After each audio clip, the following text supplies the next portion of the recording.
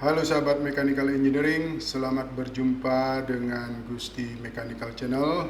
Channel ini sifatnya hanya sharing saja yang memuat materi dasar tentang Mechanical Engineering yang nantinya sahabat akan dapatkan di bangku kuliah. Harapannya semoga channel ini bermanfaat untuk para sahabat semua. Namun sebelum ke materi, dimohonkan bantuan sahabat-sahabat semua untuk melakukan subscribe, share, dan like, serta jangan lupa mengaktifkan tanda lonceng sehingga para sahabat semua akan mendapatkan notifikasi video baru dari channel ini. Alat selanjutnya yang dianggap mengalami proses steady state itu adalah heat exchanger atau alat penukar kalor. Nah, alatnya bisa dilihat seperti pada gambar berikut. Nah, di sini dapat dilihat bahwa ada fluid B yang masuk dari pintu atas, kemudian keluar melalui pintu bawah. Nah, di sisi lain ada juga fluida A yang masuk dari sisi samping kanan keluar menuju sisi samping kiri. Nah, di sini di dalam pemilihan sistemnya atau CV-nya, kontrol volumenya, itu digambarkan seperti ini. Ya, ini adalah variasi satu di dalam penentuan kontrol volumenya. Nah, akibat pemilihan kontrol volume seperti ini, ya, maka di sini mengakibatkan tidak ada kalor yang berinteraksi antara sistem dengan lingkungan. Ya, akibat pemilihan kontrol volume seperti ini. Nah, kemudian pemilihan kontrol volume yang kedua itu ditentukan seperti ini. Ini adalah kontrol volume yang kedua. Nah, akibat pemilihan kontrol volume seperti ini itu mengakibatkan itu bahwa ada interaksi kalor antara sistem dengan lingkungan. Ya, sekali lagi, hati-hati di dalam penentuan kontrol volume atau sistem. Ya, harus ditelaah apa yang terjadi kalau kita memilih kontrol volume seperti A dan kontrol volume seperti B seperti ini. Nah, pada heat exchanger itu ada dua buah idealisasi. Yang pertama, bahwa energi kinetiknya itu dianggap nol, kemudian energi potensialnya juga dianggap nol.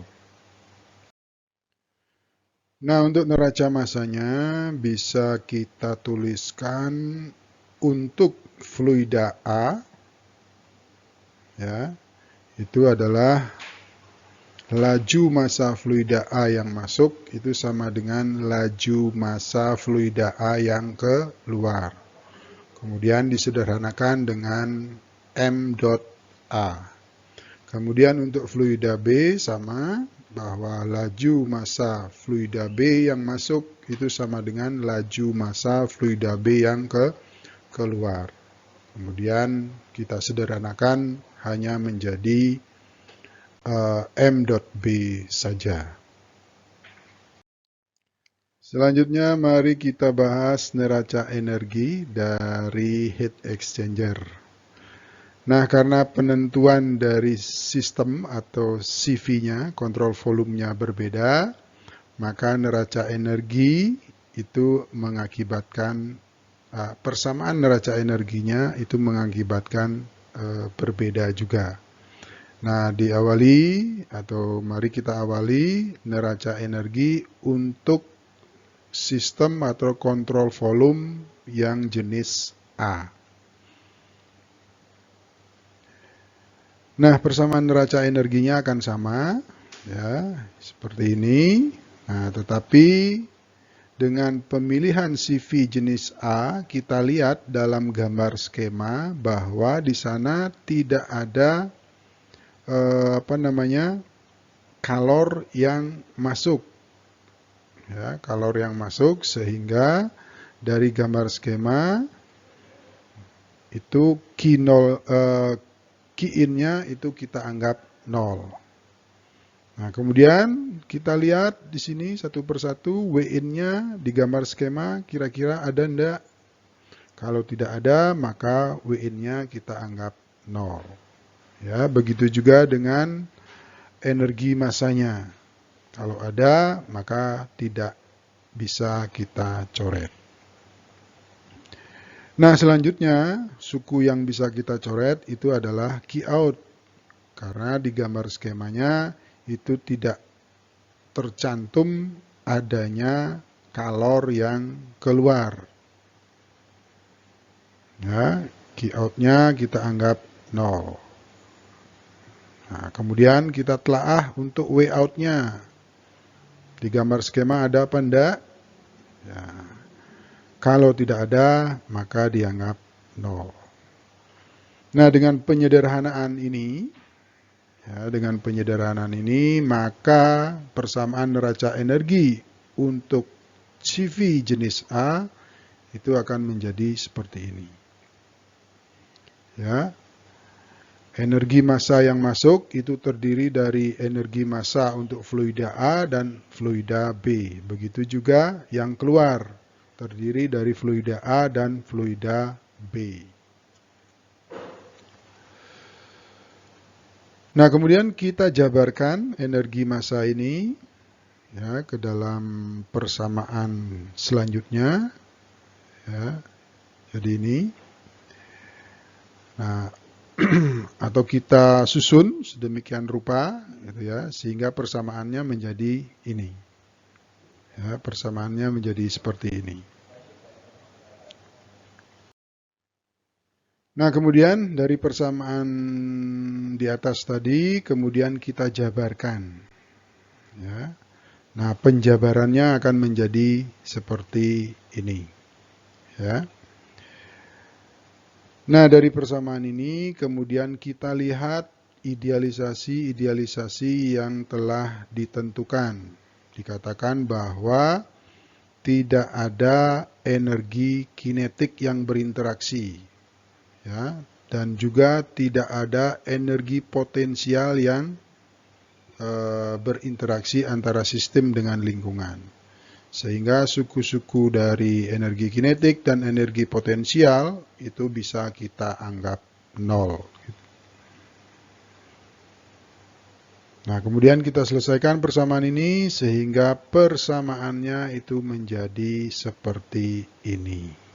Ya, ini adalah massa A, ya, ini adalah massa B, ya, ini akhir dari persamaan neraca energi dari heat exchanger itu seperti ini.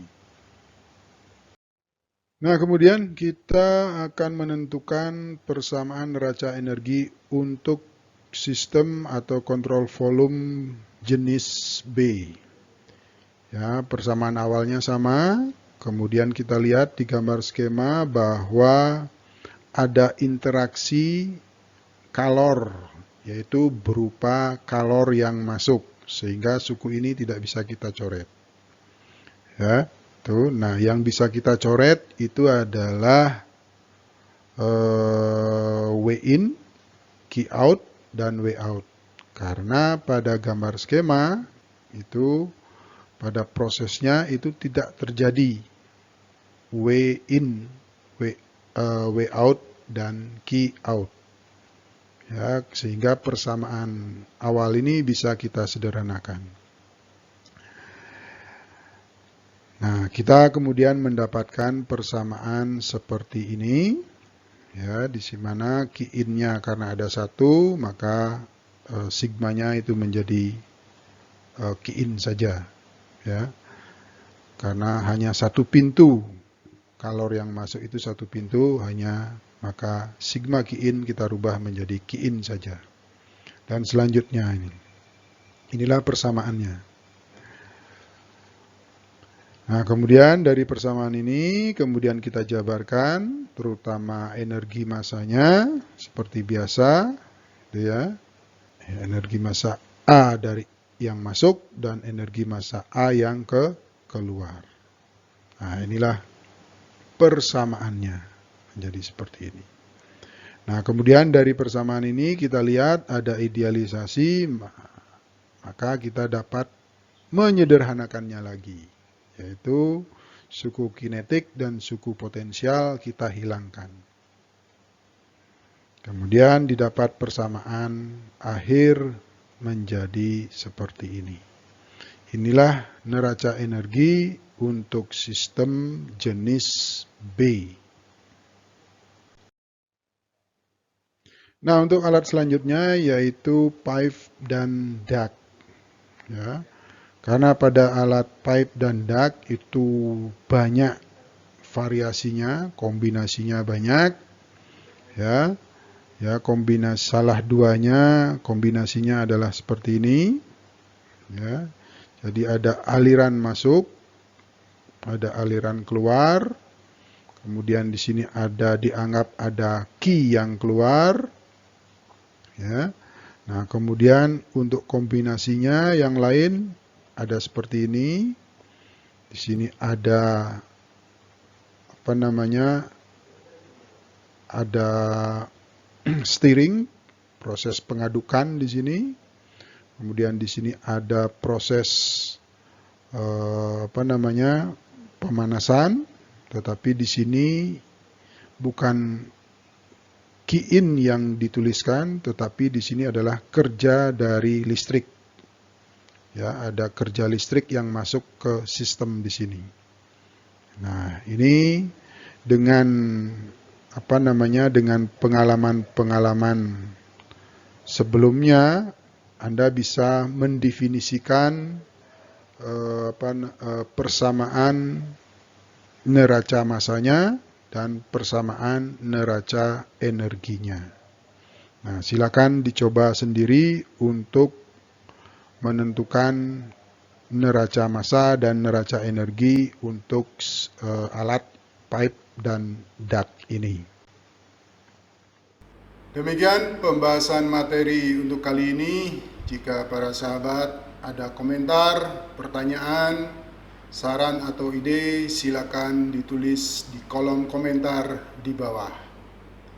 Diucapkan terima kasih banyak untuk sahabat semua. Sampai bertemu kembali pada video selanjutnya.